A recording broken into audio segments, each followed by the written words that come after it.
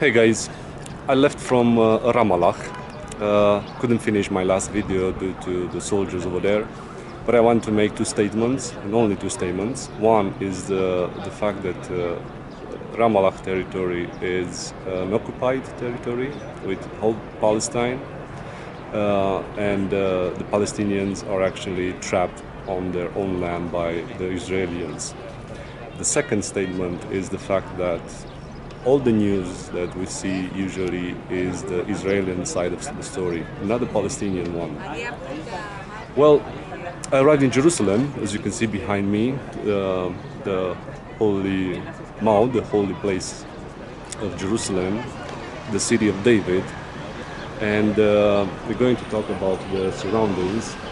But first I want to tell you that we are facing west. Ramallah is somewhere in the north side over there, and in this place definitely happened something important, because there are three major religions that consider this place sacred. Well, the first are the Jewish, which are the ones that worship this place since 3,000 years ago. Then are the Christians that are worshipping this place for 2,000 years ago, and the Muslims from about 1,400 years. And I'm standing on the Olive Mountain. It is called like this due to the fact that in the past it was filled with olive orchards. Now it occupies the whole western side of the hill with an immense graveyard of Jewish graves. It is supposed that there are about 150,000 graves here. Jewish used this place since 3,000 years ago, and it goes all around this hill. There are two major events that happened here on the Mount Olive. Over there on top of the hill, there are at least three churches.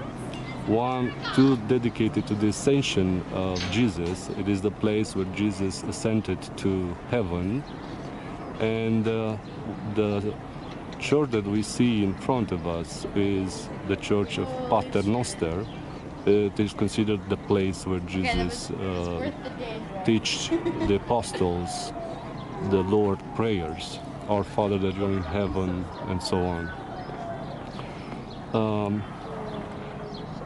Down we have here the church of Domus Flevit. Is this one. It was erected in respect of the action that Jesus wept over Jerusalem. And further down with this shiny roof is the church of Saint Magdalene. Further down, this is the valley of Kidron. This is the entire valley of Kidron that separates the old city from the Olive Mountain. And somewhere in the end of the valley of Kidron, after these two churches, is the church of Virgin Mary, the tomb of Virgin Mary. We can see it now due to the trees, but it's over there, and it's my next destination. And also over there is the grotto of Gethsemane and the garden of Gethsemane, where Jesus was betrayed by Judah. And in the Church of Virgin Mary, it's supposedly it's the place where Saint Mary was buried. So we're going to see there a bench where the body of Saint Mary was laid down. The story says also the fact that after 3 days the tomb was found empty, only with the shroud inside, like similar with the death of Jesus. and nobody was found there, because Jesus took it body and soul to heaven, and that's the story.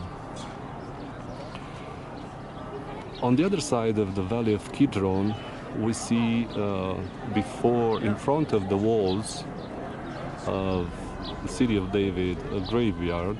It is the Muslim graveyard. There are 4 important quarters here on Jerusalem. Here on the left south part is the Armenian quarter. Forward upper is the Christian quarter. Here on the south right side is the Jewish quarter, and the last one in the right upper side is the Muslim quarter. So we have this temple here. The story says that this place was actually bought by King Solomon, by King David, to erect the temple, but the construction of the temple was actually left to his son, King Solomon, who built the first temple here. Well, the first temple has a huge history. The fact that it was built only by the priests, by holy persons, not by common people. It was destroyed, well, built in the 10th century when King David and King Solomon ruled this area, and it was destroyed by the Persians, by the Babylonians, and then it was rebuilt in the 5th century. And also in the 5th century, the temple was rebuilt, and in the 70 after Christ, the Romans destroyed again. During the Romans, there was another temple that worshipped Jupiter. And after the Romans, the entire place actually became a dump. It was abandoned by everybody. The Christian believed that it was the punishment, and also the words of Jesus that said that the temple will be crushed down. So in that time, nobody cared about this area. You know the best angle. Which way? Where should I say? Here? The Jewish tradition says that there will be a third temple erected on this place, which until today it wasn't rebuilt, when the God will come and will fulfill the last judgment of people of the earth. Also, the tradition says that this was the first place where God started to make the world as it is today. It is also the place where God gathered the sand from which he made Adam, and also the place where Abraham tried to bind Isaac. So lots of important facts happened here on this mountain, which at first it was believed that it was named Zion Mountain, but then with the centuries the name of the Zion Mountain moved towards the western side of the city, the western hill of the city. In the 7th century, the Muslims conquered this place, and they started to build the Dome of Rock that we are seeing here. This is the Dome of Rock, and next to it, on the left side, is Al-Qaisha Mosque, which Al-Aqsa Mosque, which is considered to be the oldest mosque in Muslim tradition. And another important fact about the Muslim beliefs is that this place is the third in significance, in religious significance, after Mecca and Medina, but it's also the largest religious place in Muslim religion. The last wall built, which is also seen today, it was built during Suleiman the Magnificent, the Magnificent Suleiman. He was the one who reinforced and made the city looks like it looks today. And the Dome of Rock and Al-Aqsa Mosque were built by the Umayyad dynasty. If you remember the video from Amman in Jordan, we've seen the citadel over there in the downtown of Amman, and the same dynasty that ruled over there, and they built the royal palace on top of the mount. They were also the ones who built these two important landmarks of Muslim religion. Let me show you also some other important landmarks. For us Christians, the important place, the most important place, is the Church of Holy Sepulchre, which is over there. That golden dome is not a mosque, it is a monumental building, consecrated, memorializing the site that Muslims believe Muhammad ascended to heaven and received the word of God. Okay? Now that temple enclosure, I mentioned here, there is also this eastern wall that we talked about, made by Suleiman the Magnificent, and obviously that's the south wall over there. And the place that the Jews are worshipping the most, it's over there between the Rock of the Dome and that minaret over there. So at the foot of that minaret, the western wall lies, where the Jews are continuously praying.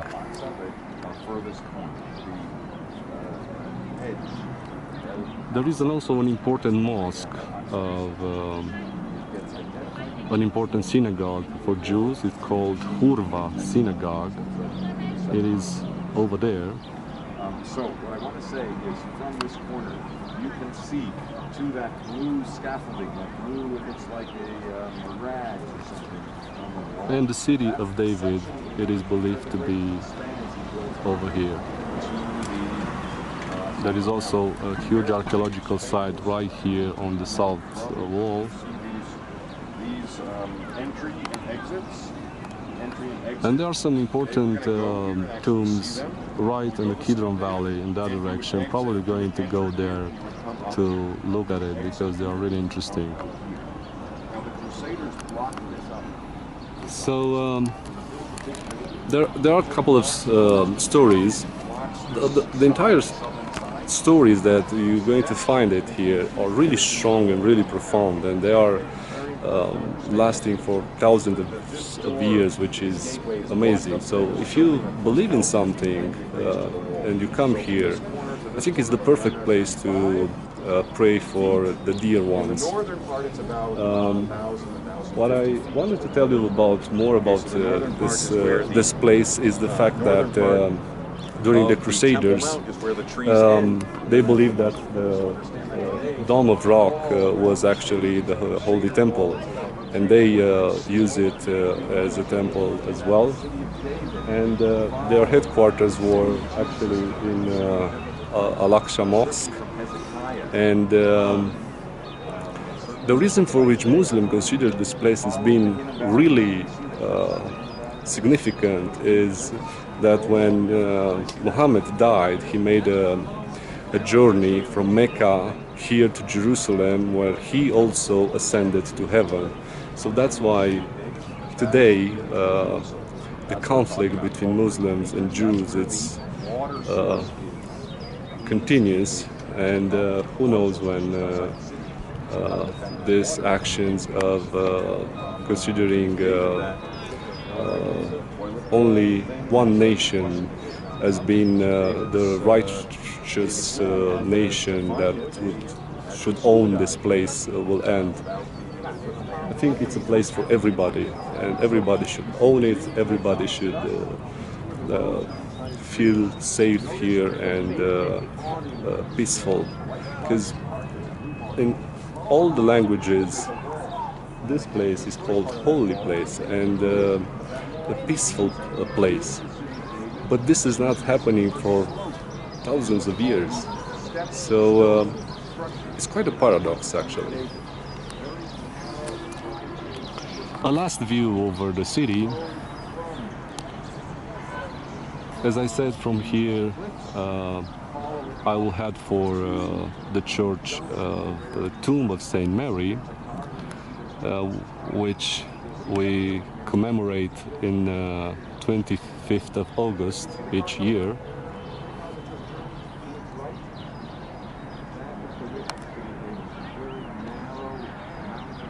So this is Jerusalem. See you next time.